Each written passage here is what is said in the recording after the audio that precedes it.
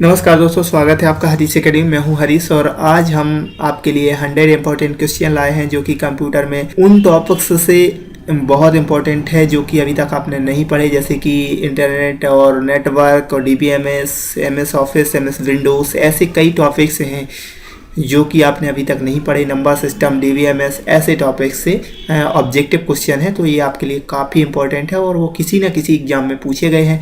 तो आइए विलंब ना करते हुए शुरू करते हैं। सबसे पहले हम समझते हैं कि कंप्यूटर की मेमोरी क्या है। तो कंप्यूटर की जो सबसे एक छोटी इकाई है, कंप्यूटर की मेमोरी की सबसे छोटी इकाई है बाइट, यानी बाइट से कंप्यूटर की मेमोरी मापी जाती है। और कंप्यूटर की मेमोरी के जो सबसे छोटा भाग है वो आपका बिट है। इन दोनों में आप कंफ्यूज मत होना। बिट जो है वो क्या है, कंप्यूटर का सबसे छोटा भाग है, और जो कंप्यूटर की मेमोरी की मापने की जो सबसे छोटी इकाई है वो है बाइट। ओके, तो बाइट में 4 बिट बराबर होता है एक निबल। और बिट आप जानते हैं 0 और 1 को मिला करके एक बिट बनता है। तो इस प्रकार से 4 बिट बराबर एक निबल होता है और 8 बिट बराबर एक बाइट। जनरली क्वेश्चन में ये पूछा जाता है कि 8 बिट बराबर क्या होता है, तो एक बाइट होता है, या एक बाइट 8 बिट से मिलकर बनी होती है। और चूंकि हम जानते हैं कि 4 बिट बराबर एक निबल, तो 2 निबल बराबर हो जाएगा 8 बाइट। ओके, उसी प्रकार से 1 KB बराबर होता है 1024 बाइट, और इसे हम लिख सकते हैं 2 की पावर 10 बाइट। ओके, तो ये भी इंपॉर्टेंट है। कभी कभार क्या है, 1024 बाइट ना लिख करके वो लिख लेता है 2 की पावर 10 बाइट।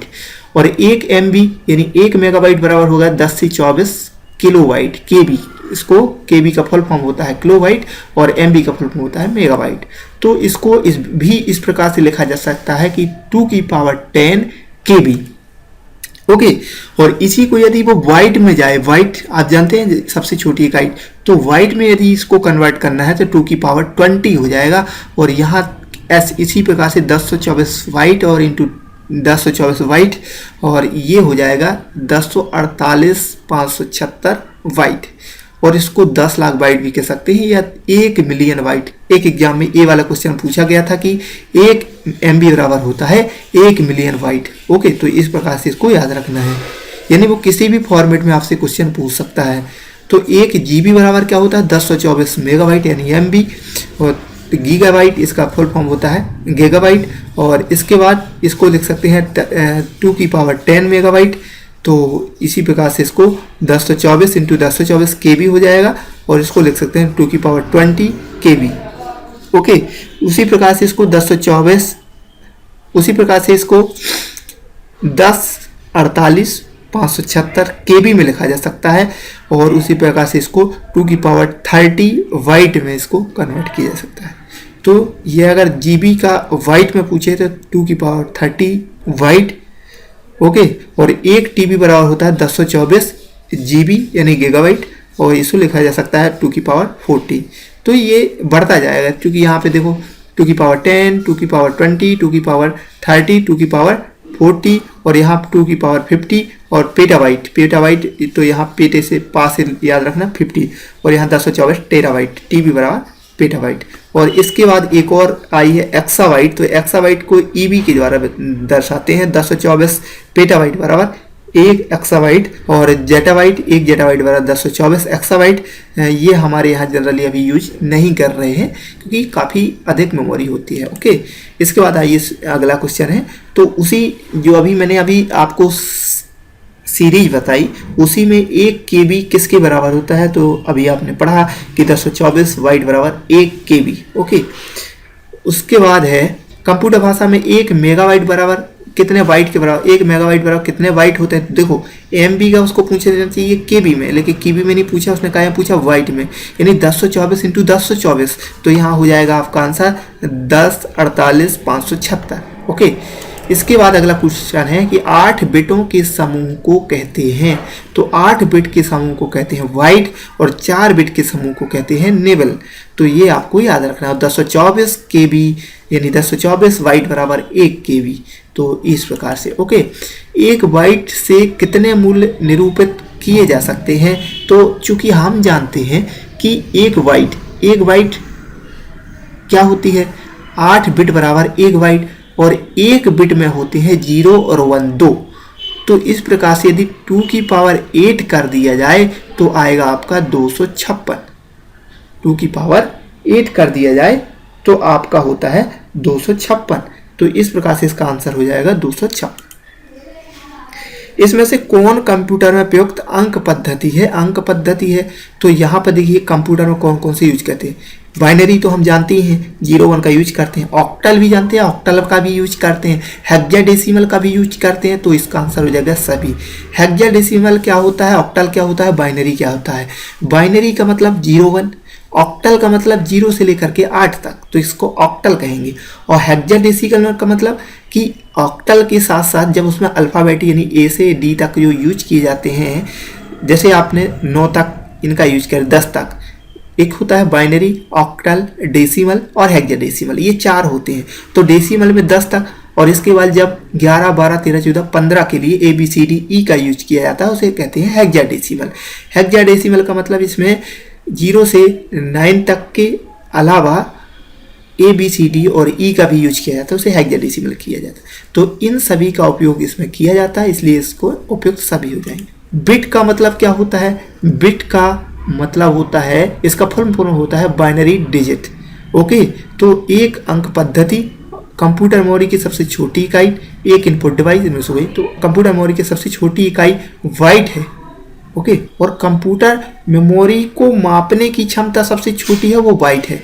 और इकाई यानी भाग कह ले, हम इकाई को क्या कहते हैं, भाग कह ले, तो बिट है। और कंप्यूटर मेमोरी की क्षमता को मापते हैं किससे? बाइट से। तो मापने का अगर पूछा जाए तो बाइट है, जैसा मैंने पहले क्लियर किया है। और यदि कंप्यूटर मेमोरी की सबसे छोटी इकाई पूछी जाए तो बिट है, लेकिन कंप्यूटर मेमोरी की क्षमता को मापने की सबसे छोटी इकाई जो है वो क्या है? बाइट है। ये आप क्लियर रखना। कंप्यूटर शब्द की लंबाई को मापा जाता है, तो कंप्यूटर शब्द की लंबाई को मापा जाता है बाइट में। तो कंप्यूटर शब्द की मेमोरी को बाइट में मापा जाता है। और एक शब्द की लंबाई 1 से 64 बाइट तक हो सकती है। तो शब्द की लंबाई जितनी अधिक होगी, कंप्यूटर का गणना समय उतना ही कम होगा। तो ये इसका सही आंसर है बाइट। ओके, इसके बाद है कंप्यूटर मेमोरी की क्षमता को कैसे मापते हैं? तो कंप्यूटर, देखो वही क्वेश्चन आ गया ना, कंप्यूटर मेमोरी की क्षमता को किससे मापते हैं? तो यहाँ बिट नहीं लिखेंगे, यहाँ लिखेंगे हम बाइट। और वहाँ आंसर क्या था? बिट। कंप्यूटर की सबसे छोटी इकाई क्या है? बिट। लेकिन कंप्यूटर की मेमोरी की क्षमता को किससे मापते हैं? बाइट से। तो इसका आंसर, सही आंसर है बाइट, और उसका सही आंसर क्या था? बिट। बिट का मतलब होता है वही, जैसा कि अभी मैंने बताया कि बिट का फुल फॉर्म होता है बाइनरी डिजिट। तो बाइनरी में BI ले लिया है और डिजिट में लास्ट का T ले लिया है। इस प्रकार से बना है बाइनरी डिजिट। प्रत्येक कंप्यूटर की कीबोर्ड के प्रत्येक कैरेक्टर की ASCII होती है, जिसका पूर्ण रूप है। तो ASCII का फुल फॉर्म होता है American standard code for information interchange. Okay, American standard code for information interchange. तो इसका आंसर हो जाएगा B। इसके बाद अगला क्वेश्चन है, कंप्यूटर में डाटा स्टोर करने तथा गणना करने के लिए किस नंबर सिस्टम का उपयोग किया जाता है? तो कंप्यूटर में डाटा स्टोर करने के लिए किसका यूज किया जाता है? हम सभी को पता है कि इसमें बाइनरी नंबर का उपयोग किया जाता है, और कैलकुलेशन करने के लिए भी बाइनरी सिस्टम का उपयोग किया जाता है। ओके, इसके बाद है पद MB प्रयोग किया जाता है, यानी MB का प्रयोग कहाँ किया जाता है? मिनट विड्थ के लिए, मेगाबाइट के लिए, मेगाबिट्स के लिए, इनमें से कोई नहीं। तो MB का फुल फॉर्म ही होता है मेगाबाइट। तो इसका आंसर हो जाएगा B। 10 लाख यानी 1 मिलियन बाइट लगभग होते हैं। देखो ये MPPSC 2008 में और SBI क्लर्क में 2008 में आ चुका है। और ये काफ़ी इंपॉर्टेंट है कि 10 लाख मिलियन यानी 1 मिलियन बाइट लगभग होते हैं। अब ऐसा अगर क्वेश्चन आ गया तो हमने तो पढ़ा था कि 1 बाइट बराबर होता है गीगाबाइट का मतलब 1024 वाला अगर कोई ऑप्शन होता तो हम बता देते। लेकिन 10 लाख यानी 1 मिलियन बाइट बराबर किसके होता है? तो इसका सही आंसर है C यानी मेगाबाइट। तो 1 मेगाबाइट बराबर होता है 10 लाख यानी 1 मिलियन बाइट। ओके, चाहे 10 लाख बाइट कह दो चाहे 1 मिलियन बाइट, यानी 1024 इंटू 1024। तो इस प्रकार से 1 मेगाबाइट बराबर 10 लाख बाइट। ओके, अगला क्वेश्चन है निम्नलिखित में से स्टोरेज का सबसे बड़ा यूनिट कौन सा है। तो स्टोर का सबसे बड़ा यूनिट यहाँ पे जितने दिए हैं यदि उसमें पूछा जाए तो यहाँ पर टीबी सबसे बड़ा है, और फिर केबी, टीबी के पहले क्या आ जाएगा, जीबी, एमबी और केबी। तो ये है। यहाँ पर देखो सबसे बड़े से सबसे छोटे से के क्रम में निम्नलिखित में से कौन सा क्रम सही है। तो यहाँ पर क्रम सही सेट करना है। पहले टीबी रहेगा सबसे बड़ा, इससे छोटा थोड़ा क्या रहेगा, जीबी रहेगा। इसके बाद जीबी से छोटा क्या रहेगा, एमबी। तो यहाँ पे आ गया एमबी। एमबी से छोटा रहेगा केबी। तो इसका सही क्रम हो जाएगा डी। कंप्यूटर संक्षिप्ताक्षर केबी का साधारणता अर्थ क्या होता है। जैसा कि मैंने बताया था केबी का फुल फॉर्म होता है किलोबाइट। तो इस प्रकार से इसका सही आंसर हो जाएगा सी। और अगला क्वेश्चन है कंप्यूटर में एक निबल कितने बिट को निरूपित करता है। तो जैसा कि मैंने बताया था कि निबल का मतलब होता है कि ये 4 बिट से मिलकर के एक निबल बनता है और 8 बिट से एक बाइट बनता है, और इस प्रकार से इसका सही आंसर 4 हो जाएगा। CAD का तात्पर्य होता है कंप्यूटर एडेड डिजाइन। CAD का फुल फॉर्म होता है computer aided design. Microsoft office है क्या। Shareware, application software, open source software, public domain software, vertical market application. तो जैसा कि आप जानते हैं कि सॉफ्टवेयर जो होते हैं वो 3 प्रकार के होते हैं। एक तो होता है एप्लीकेशन सॉफ्टवेयर, ऐसे सॉफ्टवेयर जो किसी उद्देश्य की पूर्ति करते हैं, किसी उद्देश्य के लिए बनाए जाते हैं। जैसे कि MS वर्ड है, वो काय के लिए बनाया जाएगा, टाइपिंग करने के लिए। तो वो क्या है, एक प्रकार का एप्लीकेशन सॉफ्टवेयर। अब सपोज दैट एक एंटीवायरस किस प्रकार का काम करेगा, वो तो कंप्यूटर की परफॉर्मेंस को सही करने के लिए बनाया जाता है, यानी कंप्यूटर को सही करने बनाए रखने के लिए बनाया जाता है ताकि उस पर कोई वायरस ना आए। तो एंटीवायरस क्या है, एक यूटिलाइज सॉफ्टवेयर है। यूटिलाइज सॉफ्टवेयर तो एक हो गया एप्लीकेशन सॉफ्टवेयर, एक यूटिलाइज सॉफ्टवेयर, एक होता है सिस्टम सॉफ्टवेयर। सिस्टम सॉफ्टवेयर वे सॉफ्टवेयर होते हैं जो सिस्टम को चलाने के लिए आवश्यक होते हैं। Suppose that operating system. तो ऑपरेटिंग सिस्टम क्या है, एक सिस्टम सॉफ्टवेयर। यदि ऑपरेटिंग सिस्टम आप नहीं डालेंगे तो कंप्यूटर तो स्टार्ट होगा ही नहीं। ओके, तो इस प्रकार से माइक्रोसॉफ्ट ऑफिस क्या है, एप्लीकेशन सॉफ्टवेयर। कंप्यूटर आंकड़ों में अशुद्धि को कहा जाता है। यदि कंप्यूटर में जो अशुद्धि होती है उसको कहा जाता है बग। ओके, इसके बाद अगला है असेंबलर। असेंबलर का कार्य क्या है, बेसिकली क्या है, असेंबलर एक प्रकार का प्रोग्राम है जो कि क्या करता है, असेंबली लैंग्वेज को मशीन लैंग्वेज में कन्वर्ट करता है। क्योंकि असेंबली भाषा एक ऐसी भाषा होती है, ये लैंग्वेज जब मैं अभी आएंगे क्वेश्चन तो मैं आपको लैंग्वेज में बताऊंगा कि लैंग्वेज क्या होती है। प्रोग्रामिंग लैंग्वेज 2 प्रकार की होती है, एक हाई लेवल लैंग्वेज और एक लो लेवल लैंग्वेज। तो जो लो लेवल लैंग्वेज है उसमें होती है एक असेंबली लैंग्वेज और एक होती है मशीन लैंग्वेज।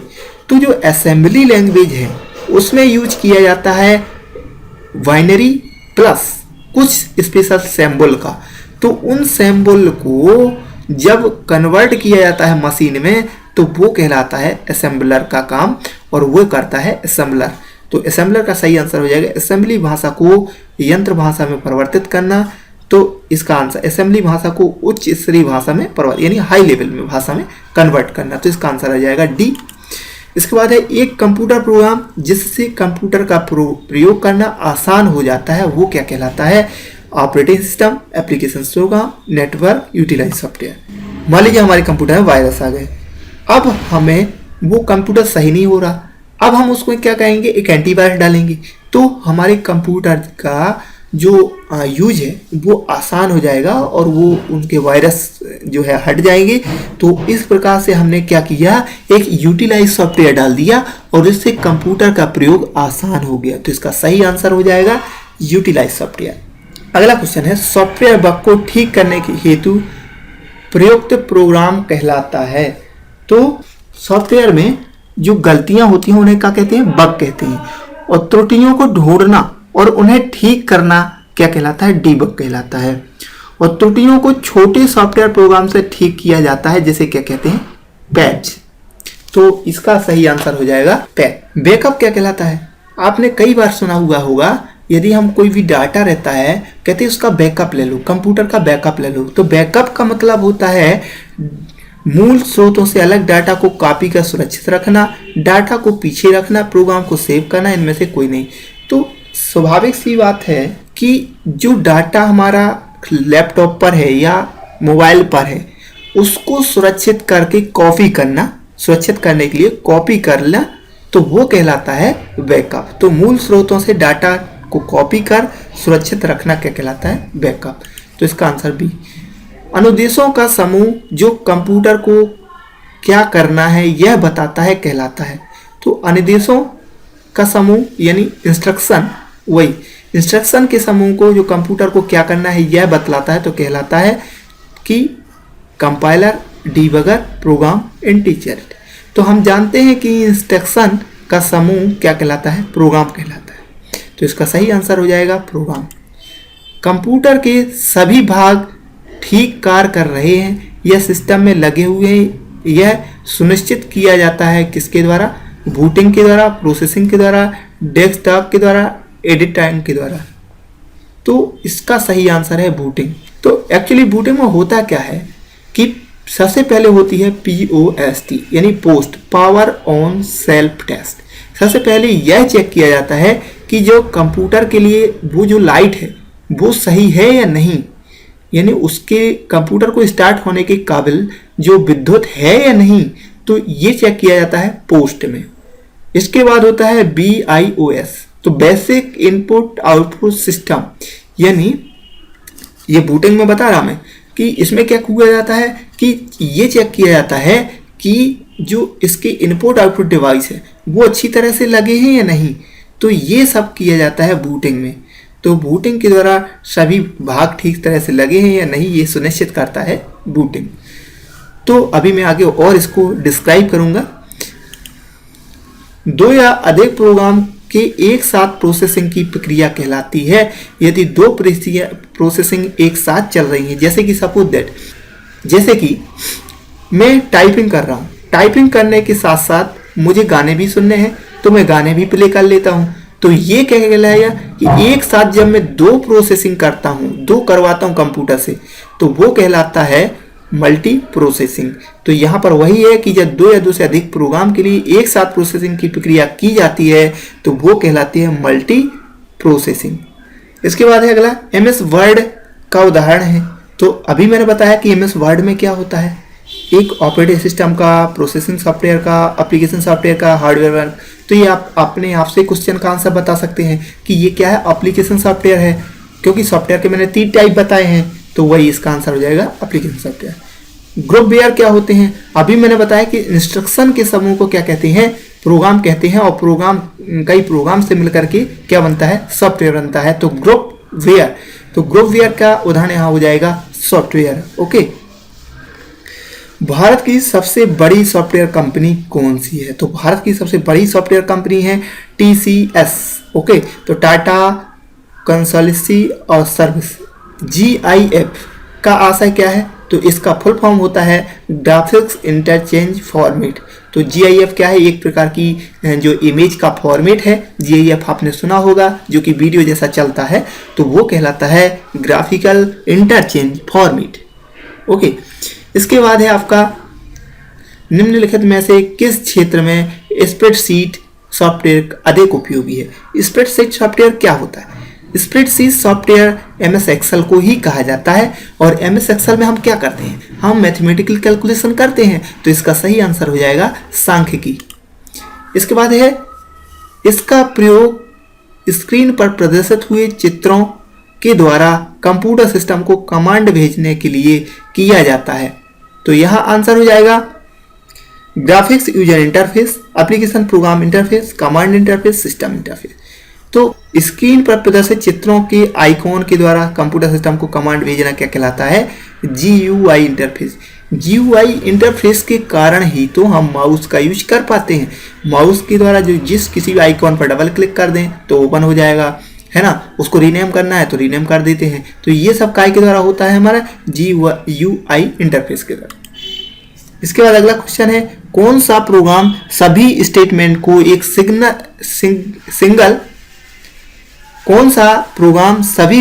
को एक सिंगल बैच में कन्वर्ट करता है और इंस्ट्रक्शन को रिजल्टिंग कलेक्शन को एक नई फाइल में रखता है।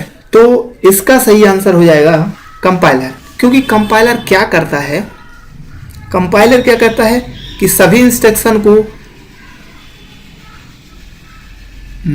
हाई लेवल लैंग्वेज से मशीन लेवल लैंग्वेज में कन्वर्ट कर देता है।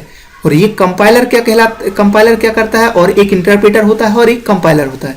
तो कंपाइलर क्या करता है, सभी पूरे प्रोग्राम को एक साथ हाई लेवल लैंग्वेज में कन्वर्ट करता है, ये कहता है कंपाइलर। और जो इंटरप्रेटर होता है वो एक एक लाइन को कन्वर्ट करता है, तो वो कहलाता है इंटरप्रेटर। तो यहाँ क्या कहला रहा, कौन सा प्रोग्राम सभी स्टेटमेंट को, तो सभी स्टेटमेंट यानी कंपाइलर। अगर वो कहता कि एक एक लाइन को, तो यहाँ आंसर हो जाता है इंटरप्रेटर। ओके, अगला है कंप्यूटर सिस्टम का भाग जिसमें प्रोग्राम या अनुदेश शामिल होते हैं, क्या कहलाता है। तो कंप्यूटर सिस्टम का भाग जिसमें प्रोग्राम या अनुदेश शामिल होते हैं, इंस्ट्रक्शन शामिल होते हैं, वो कहलाते हैं आपके सॉफ्टवेयर।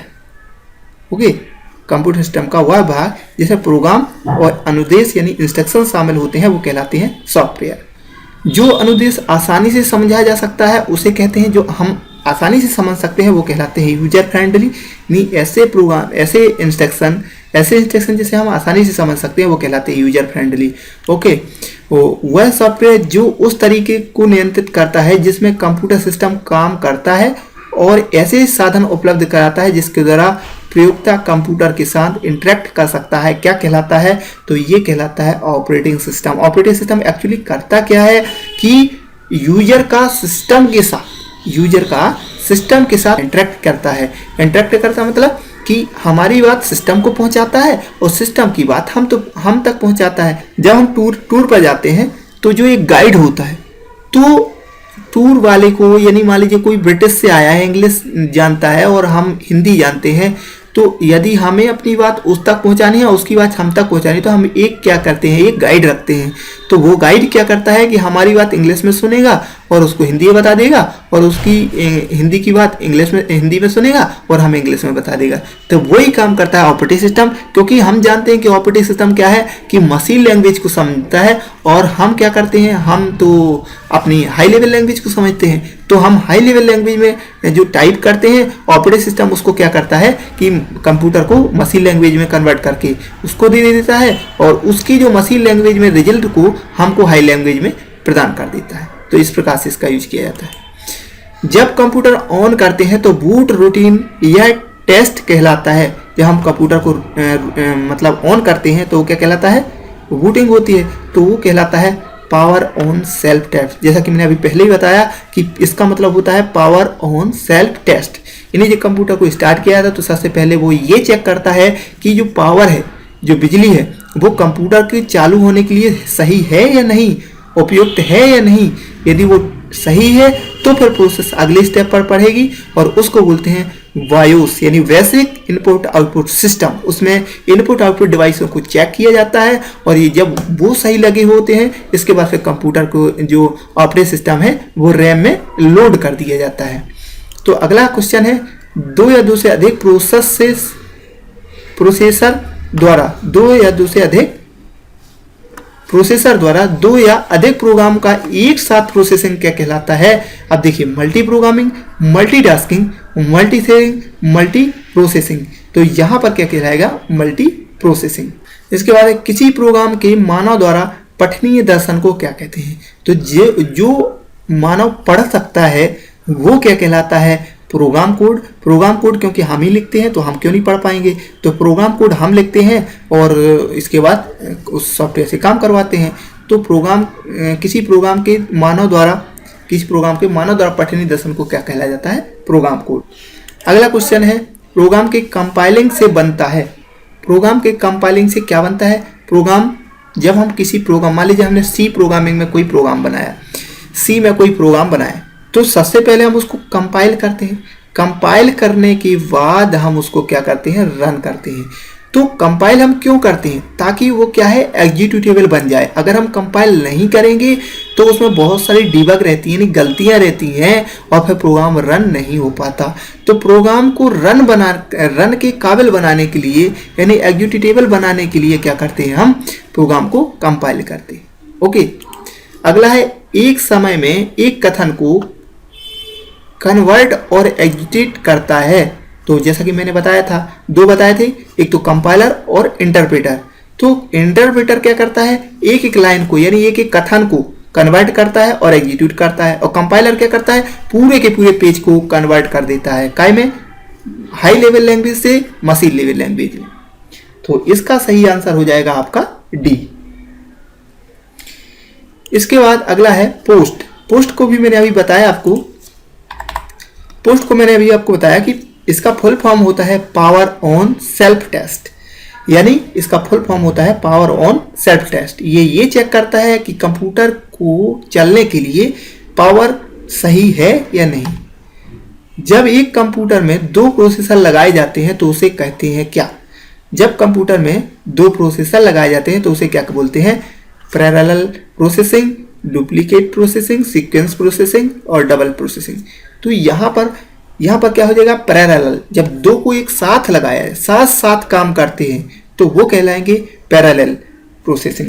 अगला क्वेश्चन है, जब आप कंप्यूटर बूट करते हैं तो ऑपरेटिंग सिस्टम डिस्क से रैम में कॉपी किया जाता है, ऑपरेटिंग सिस्टम मेमोरी से डिस्क में कॉपी किया जाता है, ऑपरेटिंग सिस्टम के अंश कंपाइल किया जाता है, कंप्यूटर बंद हो जाता है। तो इसका सही आंसर, जैसा कि मैंने अभी बताया कि कंप्यूटर पहले पोस्ट पर जाता है, फिर बायोस पर जाता है, और फिर इसके बाद क्या होता है, ऑपरेटिंग सिस्टम डिस्क से कहाँ कॉपी होता है? रैम में।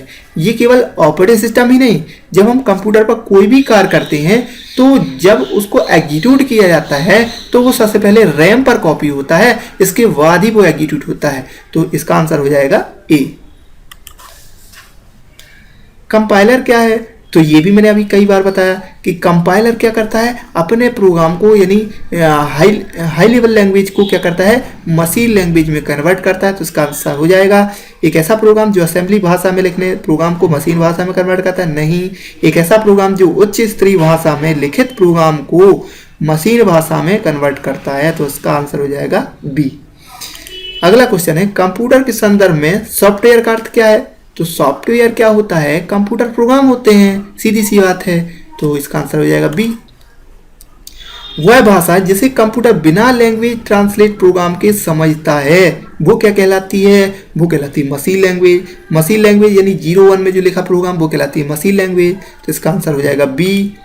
कंप्यूटर, इनमें से कौन कंप्यूटर भाषा नहीं है? तो कंप्यूटर की कौन कौन सी भाषा नहीं है? ये IBM क्या है, वो है कंप्यूटर की जो बनाती है, इंटरनेशनल बिजनेस मशीन है, ये क्या है, ऑर्गेनाइजेशन है, यानी ये कंपनी है, और बाकी सब ये भाषाएं हैं।